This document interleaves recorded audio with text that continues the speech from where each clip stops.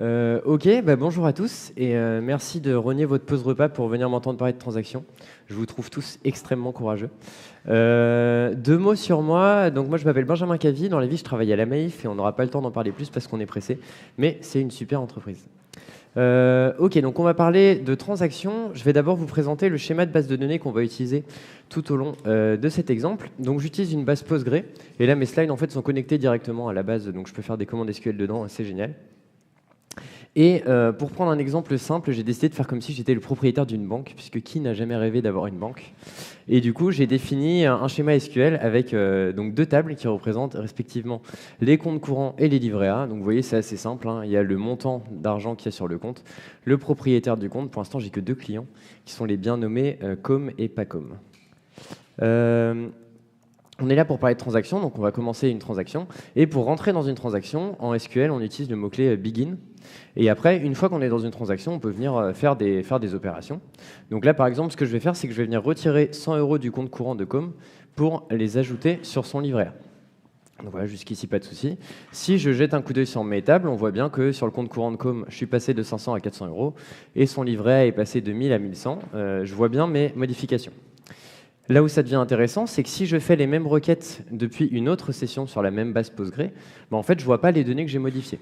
Et alors ça, si vous êtes un peu familier des transactions, ça ne vous surprend pas trop. C'est une propriété du coup des transactions qu'on appelle l'isolation, qui dit que en gros, les changements que fait une transaction ne sont pas visibles par le reste du monde avant d'avoir été committés. Donc c'est pour ça que là, je vois mes changements puisque je suis dans ma transaction, mais en dehors, je ne les vois pas. Et du coup, pour rendre ces changements visibles, ce qu'on fait, c'est qu'on vient faire un commit qui du coup va venir appliquer toutes les modifications qui étaient dans ma transaction et les rendre visibles au reste du monde. Donc là, si je requête mes tables, vous voyez, j'ai bien les données, la modification de 100 € qui a été effectuée. Et ce qui est intéressant, c'est que ces deux modifications, donc parce qu'il y a deux tables qui ont été modifiées dans les transactions, elles ont toutes les deux été faites au moment du commit. Et ça, c'est un truc qui est assez intéressant. C'est une autre propriété des transactions qui s'appelle l'atomicité. Et en fait, ce que l'atomicité dit, c'est qu'à la fin d'une transaction, soit toutes les modifications sont appliquées, soit aucune modification n'est appliquée. Donc là, on a vu le cas où elles étaient toutes appliquées. On va prendre l'exemple inverse. Cette fois-ci, on va dire que comme il veut transférer 500 € de son compte courant à son livret A. Okay, donc on va commencer par venir créditer son livret A. Voilà, si je regarde ce qui s'est passé, maintenant son livret A est bien à 1600 €, il n'y a pas de souci. Et on va venir du coup retirer 500 € de son compte courant. Voilà, et alors moi il faut savoir que rien que le mot agio ça me donne des migraines, donc en fait j'ai mis une contrainte d'intégrité sur ma table qui disait qu'on ne pouvait pas avoir de découvert. En gros un compte ne peut pas passer en dessous de 0 €. Et donc là ce qui se passe c'est que j'ai pas respecté une contrainte d'intégrité dans ma transaction et du coup ma requête a fini en erreur. Et en fait là ma transaction est dans un état d'erreur, ce qui fait que non seulement je peux pas modifier plus de données, mais en fait je peux même pas voir ce qui se passe, je peux plus rien faire. Tout ce que je peux faire en gros c'est que je vais pouvoir faire ce qu'on appelle un rollback qui va venir annuler toutes les modifications qui ont été faites par ma transaction. Donc là, vous voyez, après avoir fait ma première requête dans ma transaction, le livret A de Com était à 1600 €. Si je regarde ce qui se passe, du coup, il est revenu à 1100 €. Toutes les modifications que j'ai essayé de faire ont été annulées. Et en fait, donc ça, c'est à cause de l'atomicité, comme je vous le disais. Et c'est ce qui va vous permettre de garder vos bases dans des états cohérents. Parce que là, s'il n'y avait pas eu ça, j'aurais juste sorti 500 € du chapeau qui venait de nulle part. Ça aurait été un peu embarrassant. Et en fait, l'objet de cette presse, ça va être d'essayer de voir comment est-ce que ces deux mécanismes, donc l'isolation et l'atomicité, ils marchent sous le capot dans Postgre. Comment est-ce que Postgre fait pour vous servir les données que vous avez besoin de voir dans le contexte où vous êtes, comment gérer l'atomicité, etc., etc.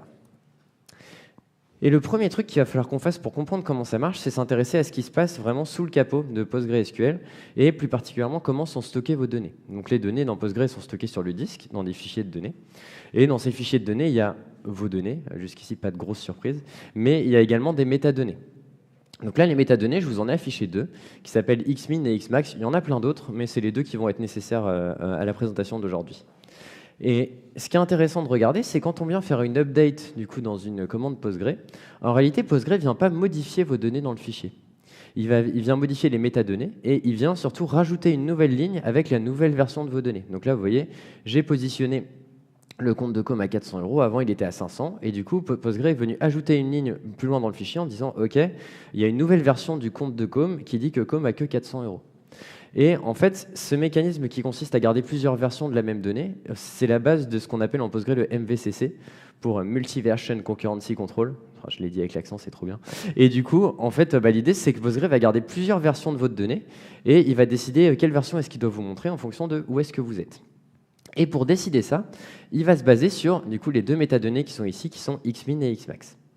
Alors, la métadonnée xmin, elle indique le numéro de la transaction. Donc, le numéro, c'est ce qui identifie une transaction dans Postgre, en gros. Le numéro de la transaction qui est venu créer cette ligne de données. Donc là, on voit que le fait que Com ait 500 € sur son compte, ça a été fait par la transaction 712. Okay, et là, ma transaction qui est venue faire un update, c'était la transaction 713. Et du coup, logiquement, c'est elle qui est indiquée comme xmin de la ligne qui dit que Com a 400 €.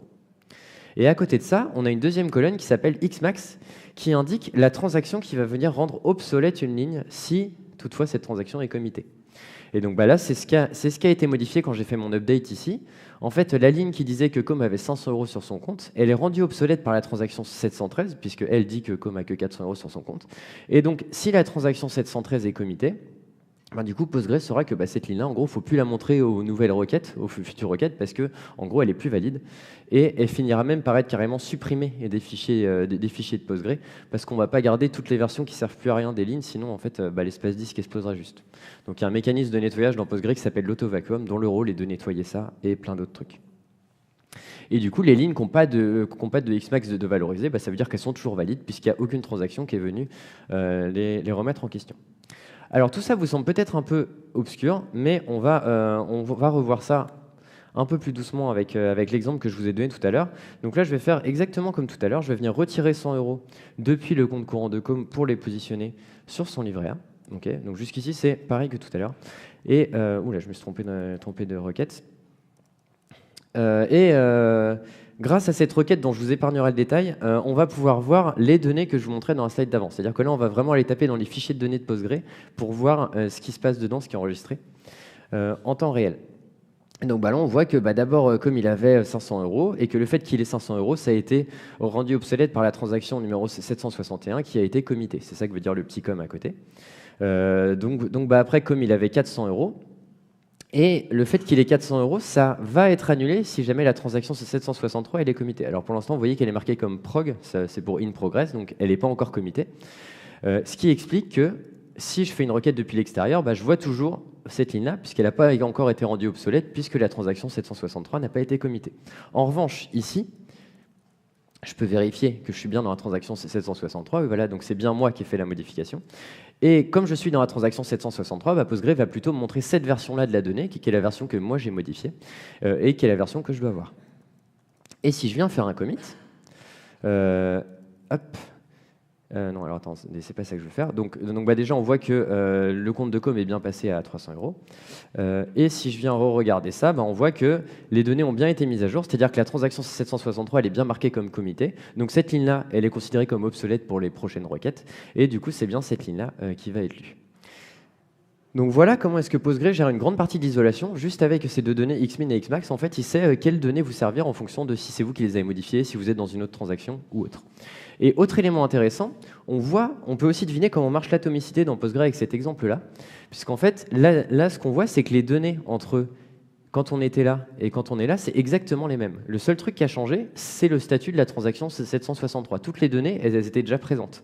Et en fait, dans Postgre, committer une transaction, c'est juste venir changer son statut. Dire, en fait, la transaction 763, maintenant, elle est au statut commité ou au statut rollback éventuellement. Et en fait, c'est comme ça que Postgre garantit l'atomicité. En fait, c'est une seule opération qu'il fait. Il change juste le statut d'une transaction. Soit ça marche pas. Et en gros, soit votre commit a marché, soit il n'a pas marché. Et ça évite le truc de se dire, au commit, on vient écrire plein de tables à plein d'endroits différents. Et si ça crache en plein milieu, on est mal. Là, c'est vraiment une opération atomique. Et ça apporte une certaine sécurité. Mais on parlait d'isolation. Et alors, vous le savez peut-être, mais dans Postgre, il y a plusieurs niveaux d'isolation qui existent. Le niveau d'isolation par défaut s'appelle read committed et ce niveau-là il est très simple et assez intuitif. Ça dit que dès qu'une transaction commit des données, ces données-là elles sont instantanément visibles de partout, y compris des autres transactions qui sont en read committed. Donc ça c'est très cool parce que du coup ça dit qu'on va toujours voir les données les plus fraîches et tout. Enfin sur le papier c'est plutôt sympa, mais ça autorise un truc un peu moins cool qui s'appelle les non-repeatable reads et je vais vous en donner un exemple tout de suite. Donc je vais commencer deux transactions ici. Et on va changer un peu de use case, on va dire que je veux faire la somme de tout l'argent que j'ai dans ma banque. Alors, c'est pas que je pense à me barrer avec la caisse, mais voilà. Et donc, je vais venir, par exemple, faire la somme de tout l'argent que j'ai sur tous mes comptes courants. Okay, et ça, on imagine que dans une vraie banque, c'est une opération qui prend un peu de temps, ça traîne un peu, donc il peut se passer des trucs au milieu de ça. Et moi, ce que je vais faire se passer au milieu, c'est on va faire exactement le même use case que celui qu'on fait depuis le début de cette presse. On va venir dire que Com, pendant ce temps-là, il dit qu'il veut transférer 100 € de son compte courant vers son livret A. Et comme ça, c'est une opération assez rapide, il a le temps de commit. Okay. Donc moi, de ce côté-là, je vais continuer mon opération et je vais maintenant venir faire la somme de l'argent que j'ai sur mes livrets A. Donc là, si je fais l'addition des deux, ça fait 2300 plus 800. Est-ce que quelqu'un sait combien ça fait ? 3100, très bien, merci. Donc là, a priori, j'ai 3100 € dans ma banque. Qui pense que j'ai vraiment 3100 € dans ma banque ? Vous n'êtes pas naïf, c'est très bien. Effectivement, si je refais la somme de mes comptes courants, on voit que cette fois-ci, je n'ai plus 800, mais bien 700 €. En réalité, j'ai que 3000 € dans ma banque. Et qu'est-ce qui s'est passé ? En fait, j'ai fait la somme de mes comptes courants. Après, Com est passé et a fait sa petite toutouille, et ce qui fait qu'il y a 100 € qui sont passés du compte courant vers le livret A. Et donc après, moi j'ai fait la somme des livrets A, ce qui fait que les 100 € de Com, en réalité, ils ont été comptés 2 fois plutôt qu'une fois. Donc ma somme est inexacte. Et en fait, pour des cas comme ça, on a besoin de travailler sur un ensemble de données cohérents. Le niveau d'isolation par défaut de Postgre, c'est pas fou. Donc le niveau qui s'appelle read committed. Heureusement, il y a un autre niveau d'isolation. En réalité, il y en a deux, mais le deuxième, il me faudrait 30 minutes juste pour l'expliquer, donc on va éviter. Mais le niveau qui nous intéresse là s'appelle repeatable read. Et donc ça, c'est assez sympa. Ce niveau d'isolation-là, il dit, quand vous commencez une transaction avec cette isolation-là, je prends une photo de la base, un snapshot, appelez ça comme vous voulez. Et après, à chaque fois que vous allez faire un select depuis votre transaction, vous allez taper sur ce snapshot. Même si d'autres transactions viennent committer des changements au fur et à mesure, vous n'allez pas les voir, vous vous en foutez. Vous voulez travailler sur la version cohérente des données au début. Et donc, on va voir comment est-ce que ça marche. Alors déjà, pour rentrer dans ce niveau d'isolation-là, il faut le préciser. Au moment où vous commencez votre transaction, vous dites « je veux que cette transaction-là soit en mode repeatable read ». Donc je vais lancer une transaction repeatable read et deux transactions normales. Hop, et donc là, on va faire exactement la même toutouille que tout à l'heure. Donc là, je vais venir faire des deux côtés la somme de mon compte courant. Ici, on va dire que Com, il va retirer 100 € de son compte courant et ajouter 100 € sur son livret. Il va commit, donc exactement la même exemple que tout à l'heure. Et sauf que cette fois-ci, quand je fais la somme de mon livret A, là, j'ai bien 2300 €. Là, ce qui fait que là, mon opération, elle est bonne. Il me dit bien que j'ai 3000 € sur mon compte en banque. Là où, dans ma transaction qui n'est pas en repeatable read, j'ai le même truc que tout à l'heure. J'ai un montant qui est inexact parce que j'ai 100 € qui sont comptés 2 fois. Parce que dans ma transaction repeatable read, il a pris une photo de la base au début et il travaille sur cette photo de la base, peu importe ce qui se passe par ailleurs.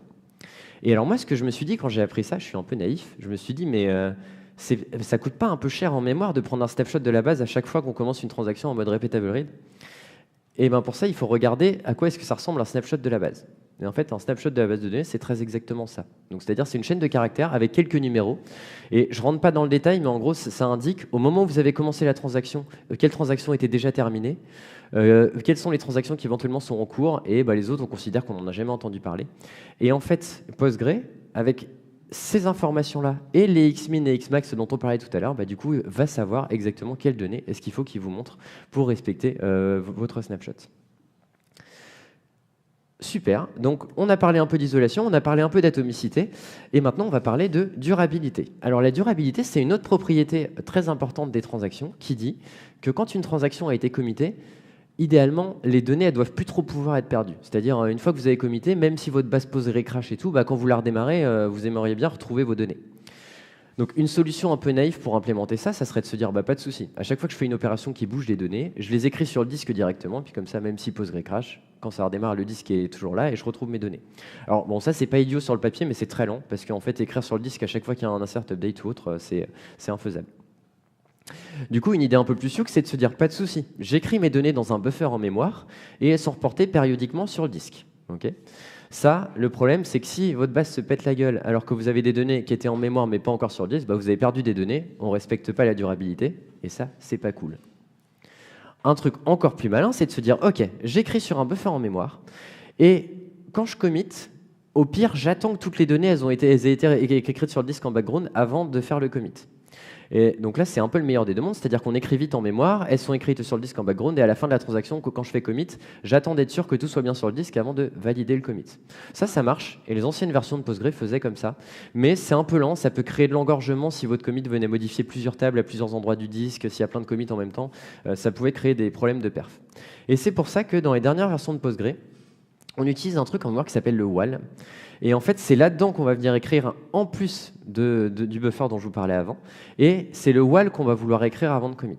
Et qu'est-ce que c'est ce WAL? C'est pour Write Ahead Log. Et en fait, ça dit que c'est un espèce de journal de modification des données qui résume tout ce que vous avez modifié dans votre transaction. C'est écrit dans des tout petits fichiers. C'est écrit séquentiellement, c'est-à-dire qu'on écrit toujours à la fin du fichier et les fichiers sont toujours au même endroit, quelle que soit les tables. Donc c'est une écriture qui est beaucoup plus rapide que d'aller écrire dans les différentes tables du truc. Et en plus, c'est hyper optimisé dans Postgre, c'est-à-dire que plusieurs commits peuvent mutualiser l'écriture dans ces journaux et tout, donc c'est vraiment très performant. Et pourquoi est-ce qu'on a besoin que de ça pour committer? Parce que même si la base se pète la gueule alors qu'on n'a que le WAL et pas les vraies données, bah c'est pas grave. Avec le journal de tout ce qui s'est passé, on peut reconstituer l'état dans lequel on va arriver, même si on n'avait plus l'image des données à la fin. Et point bonus, comme c'est des tout petits fichiers, c'est également ces fichiers-là qui sont utilisés pour faire de la réplication entre vos instances Postgre. Si jamais vous avez des Postgre un peu distribués, et ben c'est grâce aux fichiers du WAL. Je vous remercie beaucoup de votre attention. N'hésitez pas à me laisser du feedback. Je vous ai mis quelques liens, notamment le premier qui est vraiment une mine d'or sur le fonctionnement interne de Postgre, si ça vous intéresse. Et puis si vous avez des questions, n'hésitez pas à venir me voir après. Merci.